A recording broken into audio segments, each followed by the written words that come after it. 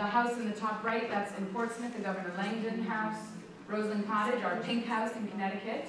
And the Gropius House, a modern house built actually in 1938. Where's the upper left one from? Where's the one that's the upper left? Where is that one? Upper left, that is in Rhode Island. That's the Arnold House, built in the late 17th century. So this gives you geographic and chronological diversity, just showing you the breadth of our buildings. And I mentioned our public programs, our objects, our archives, our school programs, and just giving you a sense. So the reason why I started really delving in, once I noticed kind of the impact that this hurricane was having throughout the area, it was also the 75th anniversary of the hurricane of 1938 that really got my attention. So that was last year. I started thinking about doing a program on this event, so more than just me being curious and looking at things. I wanted to highlight exactly what happened and what the importance of this storm was within New England history. And I have to admit, when I started learning about the hurricane of 1938, I debated whether this hurricane was an event that truly touched New Englanders long after the event was over. Is it something that people today would remember and find significant? So I'm thinking about this, debating if it's worth the program, and one day, still tossing this program idea around. Is that okay, so that you can see? And Is there a light here? Oh, there is a light there. I wasn't sure if it works. So one day I'm sitting and I'm tossing this program idea around still, and I get into work literally, and we have a reception area. And what do I see as I walk in but a package addressed to none other than Historic New England? It arrives, I open it up, and what do I see but a scrapbook filled with news clippings on the hurricane of 1938. And there is a note included, and it says that the woman who mailed this package, she was going through her mother's house in Florida, and she found this scrapbook in the attic. She did not have the heart to throw it out, so she mailed it to us, an institution that she thought would value it enough. She thought it was important enough that she should send it to us. So to be honest, that really gave me my answer right there. That was a sign. And of course, the more I researched this event, the more I clearly understood that not only were certain people and places impacted by the storm, but it changed the entire landscape of New England forever. And this would be the hurricane that all others would be measured against in this area. The great hurricane of 1938, it did not discriminate. It affected the rich and the poor, the urban and the rural, the men, women, children, young and old. The people who lived through it would never forget it, and it became a significant chapter in the story of New England. So to help us, the formatting's a little wonky, but to help us bring us back to 1938, here are some things that are happening that year. As R.A. Scotty notes in her book, The Sudden Sea, The Great Hurricane of 1938. Has anyone read that book? Yes. The Sudden Sea? It's an incredible book that I would highly recommend to anyone who's interested in this story. So she says, in 1938 there were no freeways, no frozen or fast food, and no supermarkets. Ballpoint pens, nylon stockings, and the 40-hour work week were just coming in. Night ball games were a novelty, and air conditioning a rarity. 1 in 4 workers were unemployed. 1938 was the last full season, that Lou Gehrig would play. Hitler was threatening to march into Czechoslovakia, and Spain was in its 3rd year of its civil war. And the radio was the centerpiece in almost every American home. Now, the summer of 1938 wasn't exactly great weather-wise. There was record rain in June and July, and record heat in August. September brought the wet weather back, and what would have a huge impact later on. It rained for 4 days straight leading up to the hurricane.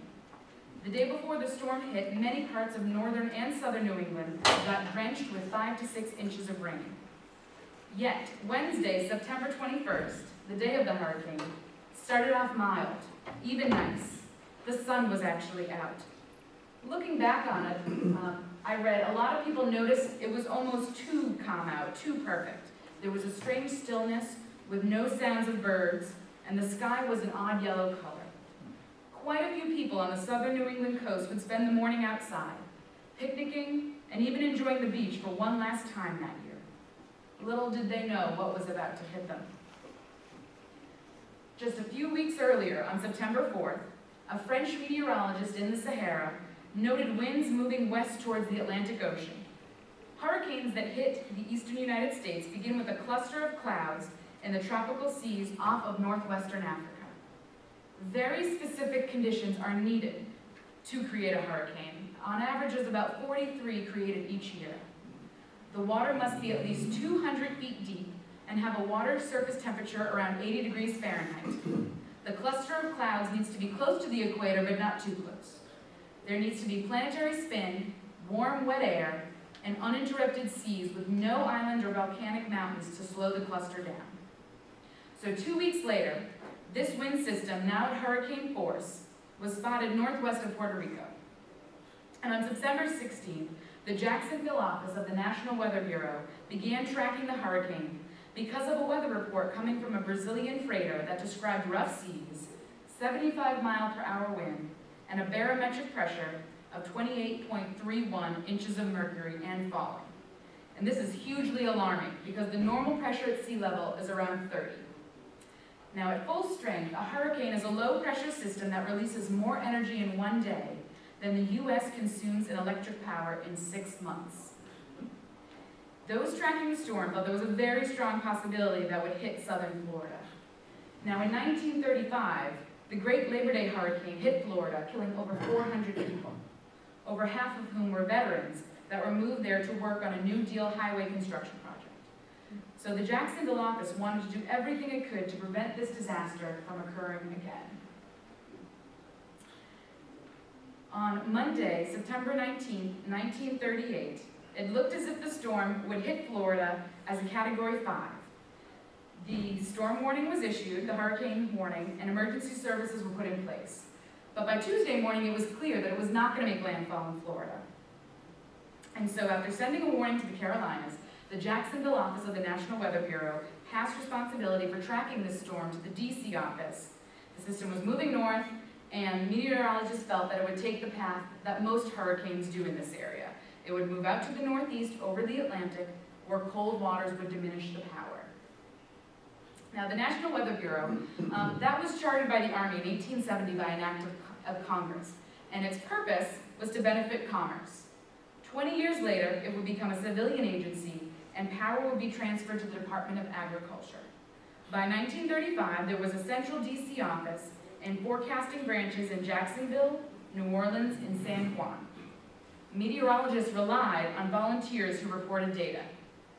While scientific progress in forecasting had been made in Europe, a report in January of 1938 spoke of an urgent need for the National Weather Bureau to modernize. At that time, there were no scientists on staff and no formal training procedures. They relied on the 16th century thermometer, the 17th century mercurial barometer, and a weather vane. When it comes to the 38 hurricane, the story is often told of a junior forecaster in the DC office named Charlie Pierce, who accurately predicted the hurricane's path. And it has been said that his chief forecasters overruled Charlie. Now, on the 20th, so that's the day before the hurricane hits New England, the hurricane was downgraded to a tropical storm.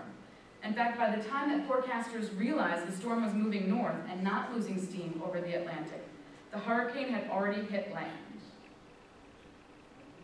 And so, not to get too scientific into details, I am by no means a scientist, but there were a few warning signs that should have told the forecasters what path this storm was going to take. For one thing, there was a ship off the coast of Virginia that reported a barometric reading of 27.85, which indicated that the storm was closer to the coast than believed at the time. Also, there was a low-pressure front hovering over the Allegheny Mountains, which turned the Northeast into a steam bath. There was also a high-pressure system over the North Atlantic, which really left the storm nowhere else to go except for up towards New England. Ships, also the third indicator, was ships off the coast of Cape Henry, Virginia, reported temperatures 10 degrees higher than those closer to shore, and that indicated that the storm would be drawn north. All of this signaled that the storm was going to speed up towards New England. So why didn't forecasters believe that the storm would hit New England? Besides their lack of meteorological tools, it was a common belief at the time that hurricanes did not hit New England. No one alive in 1938 lived through either of the last two hurricanes to hit the area. There was a major one that hit in August of 1635, and also there was the Great Gale of 1815. Those hurricanes were not imprinted in anyone's memory. The storm of 1815, which wiped out all of the trees in which was once a densely forested Napattree, Rhode Island, and flooded Providence, it was eerily similar to the storm that would strike in 1938. As R.A. Scotty put it best, most hurricanes have three weapons: wind, rain, and waves. But this one had a fourth, and that was surprise. In Boston on the morning of September 21st, you would have been reading in the newspaper about James Michael Curley winning the Democratic primary for governor, the Sox beating the St. Louis Browns in a doubleheader sweep, and Hitler's annexation of the Sudetenland. In fact, the day the hurricane hit the Northeast, the New York Times printed an editorial on page 27 praising the National Weather Bureau for the work they did keeping Florida up to date with the incoming storm. And I think this has to be one of the worst timed editorials that there could have been. The hurricane of 1938 did not just affect southern New England. In its last advisory, when the hurricane was just off the coast of New Jersey, the National Weather Bureau warned merely of gale force winds. But by mid-morning, New Jersey shore was feeling the effects, with heavy winds and heavy rains causing significant damage. And I apologize for all these words in between, I think switching between the PowerPoint years. I was working from a more current PowerPoint that's putting those in, so thank you for understanding. So New York City got hit with the western edge of the storm. There was flooding, there was massive blackouts, downed trees, damaged buildings. It halted the U.S. Open semifinals. The Empire State Building swayed 4 inches. But the storm's eye passed over Long Island. The winds of a northbound hurricane are strongest to the east, so communities to the east of the storm's eye were hit the hardest. That meant the southeastern shore of Long Island. By 2 p.m. it was clear something ominous was approaching. Clouds were racing by, the wind was getting fierce, and the sea looked angry. At 2:30 p.m., the storm came ashore. No more than 45 minutes later, it was hitting Long Island with all of its power. Besides suffering from heavy winds and rain, the southern tip of Long Island was devastated by storm surges. Many people who went outside for the sole purpose of watching the awesome sea were quickly swallowed up by unexpected walls of water. Damage from a hurricane comes in 3 ways: flooding, strong winds, and storm surges. Storm surges occur because winds hit the water with such force that a wave doesn't have time to ebb before the next one comes in. So the waves pile up, creating a wall of tens of thousands of tons of water that crash on the shore. Storm surges alone account for at least 3/4 of all hurricane deaths. The density and force of water is 1,000 times more powerful than the force of air. With winds of 100 miles per hour, the first storm surge to hit Long Island caused measurable tremors to be recorded in Alaska and reached about 13 feet high. The eye of the storm actually brought calm for about 20 minutes. People began to leave their shelters thinking it had passed. But as the storm moved into Connecticut, the hurricane bared down again. 130-mile-per-hour winds combined with up to 18-foot high storm surges. Before the storm, there were 173 houses on West Hampton Beach. After, only 26 remained. The others completely vanished. 50 people from that town alone lost their lives.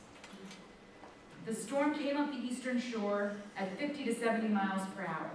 No one had ever seen a hurricane move that fast. Beach communities where people had enjoyed their lunch that day no longer existed by dinner. By 5:30 p.m., the hurricane left Long Island, leaving in its wake incredible destruction and earning it the nickname, the Long Island Express. The storm began banging on New England's door almost as soon as it had reached New York. This hurricane had a span of 500 miles across. On average, most hurricanes have a span of about 300 miles wide. Bridgeport and New Haven were hit hard like New York City, but they did not feel the full weight of the storm. Once again, it was the southeastern portion of the state that caught the storm's full brunt. Communities between Saybrook Point and Stonington had massive damage. New London was the first major city to experience the full power of the hurricane. It struck the city suddenly at 3 p.m. and stayed for 3 hours. In addition to the winds, rain, and storm surges, New London, like so many communities throughout southern New England, and it sounds like here in your own community, had to cope with inland rivers overflowing and flooding. If that weren't enough, the 5-masted Barkentine Marcel blew out of the water, crossed over railroad tracks, and hit the corner of the Humphrey Cornell building. With water and wires short-circuiting, a massive fire spread. It was reported to the fire department at 4:30 p.m., and it was a nightmare situation, as you would imagine, for the firefighters. The wind spread the fire from building to building. Tree and building damage meant the phone lines were cut and travel was near impossible, and water lines snapped. Even with the recruitment of every able-bodied man, the Coast Guard, and the fire departments of neighboring towns assisting, it was 2 in the morning before the fire was contained. For the next week, the entire city had an enforced curfew of 8 p.m. A month later, the New York Day reported, after the storm, this city, more than anything else, resembled a large community in a war zone, which had just undergone a terrific shelling by big guns of the enemy. Trees, poles, walls, roofs, chimneys, and homes were shattered and demolished. Vessels of all sizes and descriptions were hurled to destruction or sunk. Wharves were leveled, seawalls torn away, roads and sidewalks undermined, entire summer colonies destroyed, and great gaps torn in the earth, inland as well as along the shorefront. The actress Katharine Hepburn was at her family's beach house in Fenwick, Connecticut when the hurricane hit. And so Fenwick is located where the Long Island Sound and the mouth of the Connecticut River meet. Her career at that time had taken a dive, and she was waiting at home to hear if she had won the role of Scarlett O'Hara in Gone with the Wind, and to see the final draft of the new play, The Philadelphia Story. She spent the morning of the 21st swimming and playing 9 holes of golf. She was getting out of the ocean after her afternoon swim when the storm came upon her. By the time she reached her house, which was just steps away, the ocean was already coming onto the lawn. The wind was able to hold her upright. Quickly, her house began tearing apart.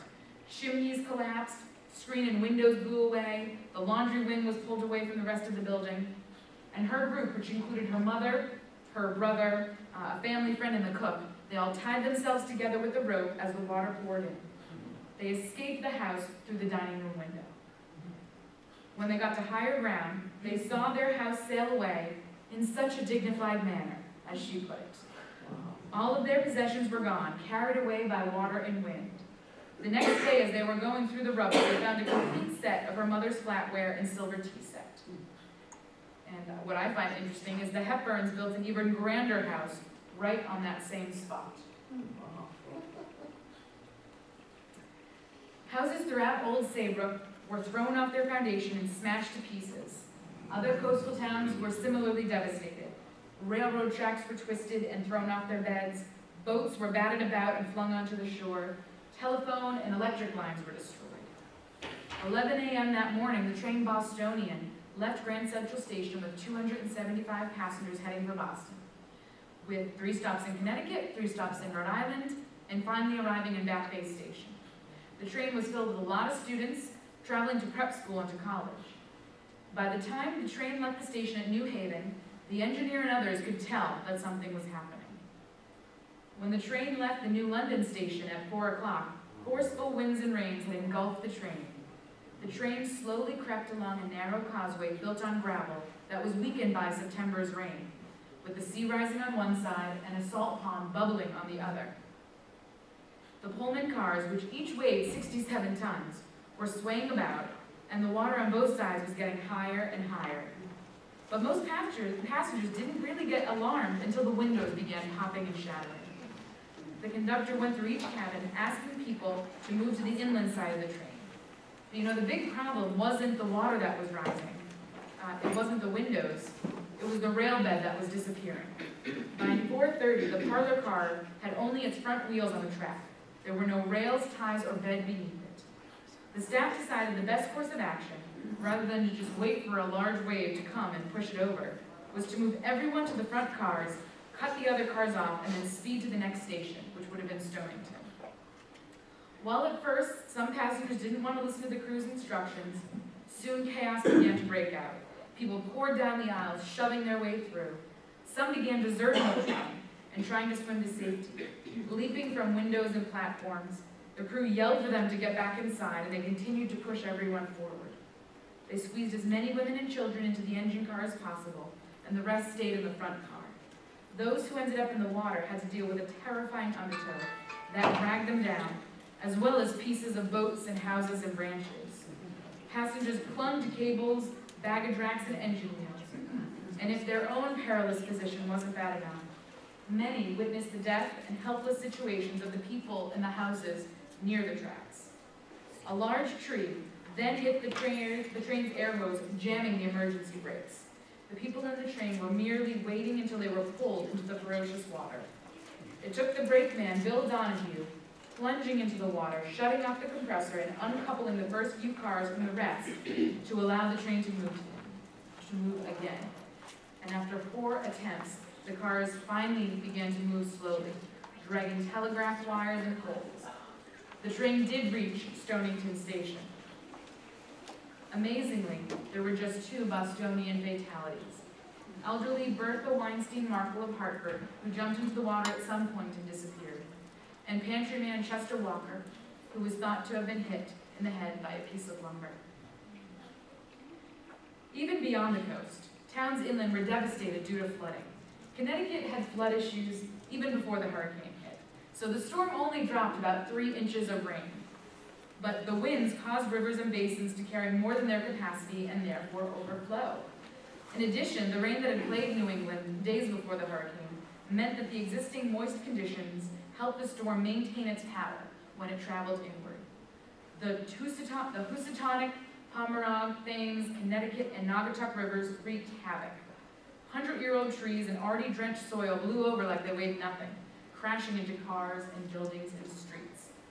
So Hartford was hit by 4 p.m. By midnight, the Connecticut River reached 24 feet high, and boats were needed to patrol the city. 7,000 people needed to be evacuated. It was 2 days later that the water began to recede. And ironically, Hartford had very little flood insurance. All of the trees on Wesleyan University's campus in Middletown were destroyed. Apple orchards and other crops were obliterated. All 3,000 acres of tobacco fields in the tobacco town of Windsor were decimated. Barns were flattened. Factories were ripped open. Churches were torn in pieces. After the local dam gave way, workers in Springfield Woolen Mills in Rockville escaped their building through the windows, which you can see there on the right. Following the hurricane, many towns warned their residents to boil all drinking water and receive emergency inoculations. Areas were in the dark for days. So you can right away start to see one deadly aspect of this storm.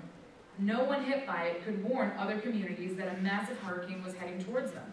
The storm left a darkened, silent path. Telegraph and phone lines were destroyed, power outages were everywhere, and few people could leave where they were. Rhode Island had absolutely no warning of what was coming. And so the size and geography of Rhode Island meant the hurricane would overwhelm it more than any other New England state. Narragansett Bay is the largest bay in New England. It's 30 miles long and 2 to 3 miles wide. At its head is Providence, and at the entrance is Jamestown and Newport. In between Narragansett Bay and Little Narragansett Bay, which is right on the Connecticut-Rhode Island state line, is South County. It's a barrier beachland with a lot of coastal towns. These coastal towns would be the most devastated, some completely being wiped out, never to be rebuilt again. Barrier beaches are narrow, low-lying strips of beach that are parallel to the mainland and are separated from the land by a body of water. During a hurricane, they form a buffer between the ocean and the mainland, and they truly just become a killing field. One of the things that made the hurricane so disastrous was that when it hit New England, it was during high tide during the autumnal equinox, when the Earth is closer to the moon than any other time of the year. At this time, the gravitational pull is at its strongest, drawing the ocean even further up on the shore. When water surged onto the beach, it wasn't able to retreat, it simply retained its grip. Residents who began their day thinking they might have one last lingering summer day quickly began to prepare their homes as best they could. But no amount of boarded up windows could save the many houses that were soon swallowed up by the sea. By 4:30 p.m., the beach in westerly Rhode Island was overrun with water. The wind threw around pieces of houses, boats, cars, and trees like they weighed nothing at all. When looking back, survivors often commented that the sound of the storm was all-consuming, a whiny, high-pitched sound. Incredibly, they couldn't hear any of the massive destruction that was happening because of this sound. No one will ever know the true speeds of the hurricane because all instruments were destroyed during it. But the Blue Hills Observatory anemometer, before it blew, recorded sustained winds of 121 miles per hour and gusts of up to 186 miles per hour. And that is the second highest rate that's been recorded in the Northern Hemisphere. Many people who were in their homes raced up the floors to try and escape the rising waters. On Watch Hill, the Moore family had to do just this. Mr. Moore, who summered in Watch Hill with his wife, 4 children, and 3 servants, actually suffered a heart attack earlier that day. Yet as the wind and water began to intensify, he disobeyed doctor's orders, got out of bed, and started nailing winter shutters over the windows. But it didn't matter. Soon the water was waist-high in the house. One of the children, Anne, remembered thinking, as her dad was trying to keep the front door shut, that he was not just trying to keep the storm out, he was trying to keep the entire ocean from coming in. As waves crashed over their house and floors collapsed, the group found themselves praying to God in the attic. When the wind ripped off part of the roof, the group climbed onto it, using it as a raft, and 2 pipes still attached as handles. A wall was still attached to the roof and acted as a sail. Waves continued to crash upon them. Hammerhead sharks followed them. But in the end, the group washed up at night, battered but alive, on Barn Island. Others, of course, were not so lucky. Thinking that they may be without heat for a night, many people dressed in layers when they went to flee their houses, and these extra clothes ended up weighing people down in the water, ended up being deadly.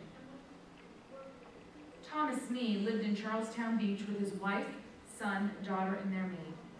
The day of the hurricane, he rushed back from Woonsocket, where he worked, to take care of his family. By mid-afternoon, the Mees and their next-door neighbors decided to move inland and began to drive in the pouring rain. Many people would later comment that the speed of this destruction was just incredible. One moment, people are laughing and enjoying the rough ocean. The next minute, houses are under 20 to 30 feet of water. The assistant fire chief in Misquamicut remembered, "Some of the houses just blew up like feathers. I saw one leak 75 feet into the air and collapse before it hit the water." Like other communities in South County, Charlestown only had one road that was parallel to the ocean and no high ground to flee to. The road started to flood, and so Mr. Mee had to drive slowly. Just a quarter mile away from the mainland, the engine stalled, and suddenly the car was picked up by a big gust of wind. It banged against doors, roofs, and other debris and soon fell, spinning around almost 3 times before stopping on its side. The passengers got out of their car as quickly as possible and huddled behind it for protection. The water was at everyone's waist. They formed a chain holding hands. Yet what looked like a polluted lake soon completely enveloped them. Salt spray from this tidal wave was carried 10 miles. Even with Mr. Mee holding on to his family for dear life, they were ripped from his grasp. As he put it, "I was tossed beneath the water and kept going down and down and down. Then I started to come to the surface. It seemed like an eternity. When I reached the top, I look around and no one's in sight.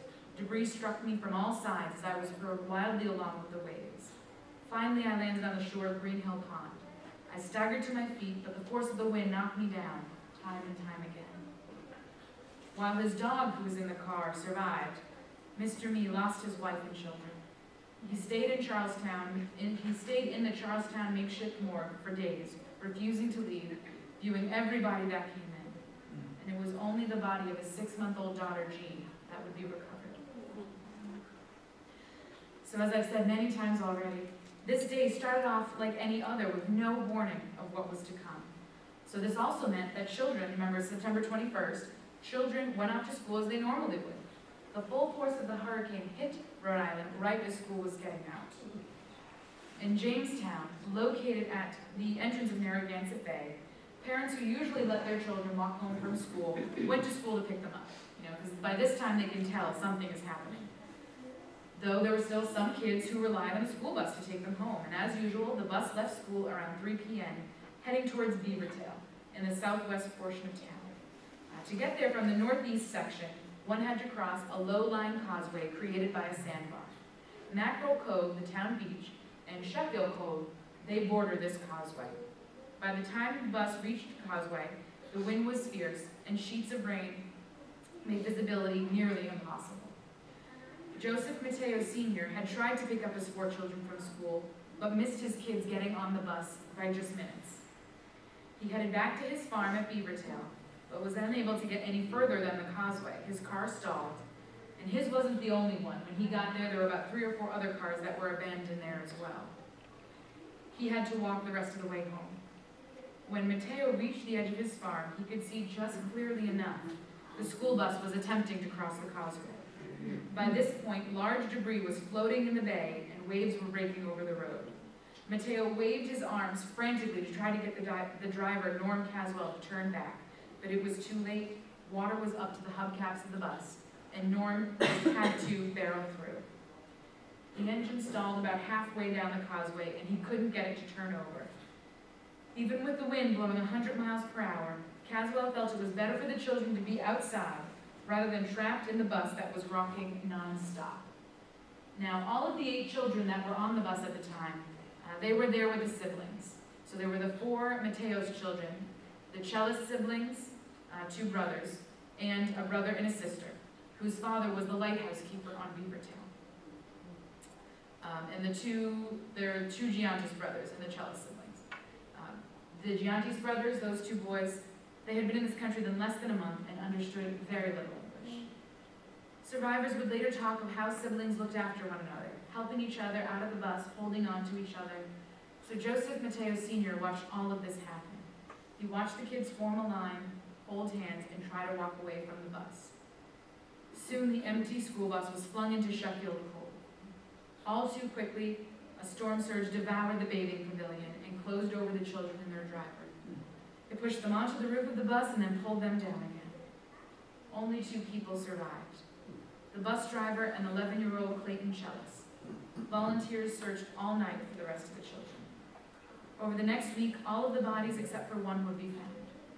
Now, the Chellises and the Mateos stayed in Jamestown, but the Giantis family, they buried their 2 boys and they fled the area. The bus driver never drove that bus route again. His wife took over, and he actually died just a few years later. So these are probably some of the most well-known, heartbreaking stories from the hurricane. And I tell you this to show you the true human impact of this storm. To demonstrate the impact of the storm, you can easily use numbers. 700 houses in Charlestown Beach were wiped out. All 39 houses in Napattree Point were destroyed. The buildings on Musquamacut Beach collapsed entirely into the sea. Over 400 Rhode Islanders lost their lives during the hurricane, 175 from South County alone. But I think when doing that, it's just way too easy to lose sight of the personal stories and the heartache that this hurricane caused. In just a few hours, this storm created for some the most horrific scenes one can imagine. Experiences that I think we need to keep in mind when we talk about this event. Almost all of Rhode Island was impacted by this storm, though maybe not as dramatically as South County. The Grand Cottages in Newport fared pretty well. Their high position saved them from significant water damage. The lower areas of the city were destroyed, such as Bailey's Beach and 3rd Beach. Rescue workers went from door to door in rowboats to offer assistance. The tide made its way up Thames Street, and the steeple of the First Baptist Church in Newport was brought down. There were 19 fatalities of Portsmouth. It ripped through Warwick, leaving 100 people homeless at Oakland Beach. In Warren, a huge oyster boat was hurled 200 feet and rested in the middle of Main Street. The hurricane also heavily damaged Bristol, which was cut off from the rest of the world for 2 days following the storm. There, the water rose 15 feet above normal. And so by 4 p.m., the storm was raging full force in Providence. The city received a hurricane at 3:40 p.m. While wind damage took its toll, most of the roof of the Providence Public Library was torn off. The majority of the damage in the capital was due to flooding. Downtown Providence is located at the top of Narragansett Bay, on low ground, right by the water's edge, with building foundations laid upon wet clay. Storm surges began to really hit downtown Providence at 5:15, and quickly the water began to rise. Electricity failed, cars, furniture, refrigerators, clothes, people, trees, all these things could be found in the water.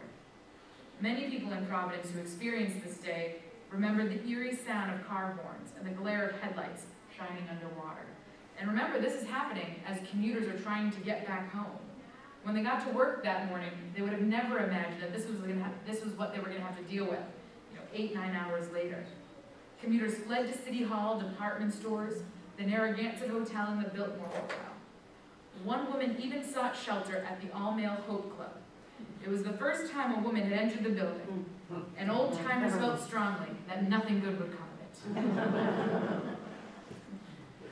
it. The Providence Bulletin later reflected, no amount of repetitious description could possibly picture what the mind at first failed to completely grasp. A downtown Providence under raging water, men diving from high signs on the sides of buildings, men swimming for their lives on Westminster Street and Exchange Place, all to the tune of screaming wind that tore with vicious fingers at tall buildings and shook this city to its very foundations. People survived the flood because of cooperation and courage. Stranded people were pulled to safety. Those in high water were rescued. But that being said, there were fatalities in Providence, at least 7. One man was swept into the turbulent growing water on the front steps of City Hall. At its highest point, water reached 14 feet. By 10 p.m., the water began to recede. But that is when looters really did become a problem.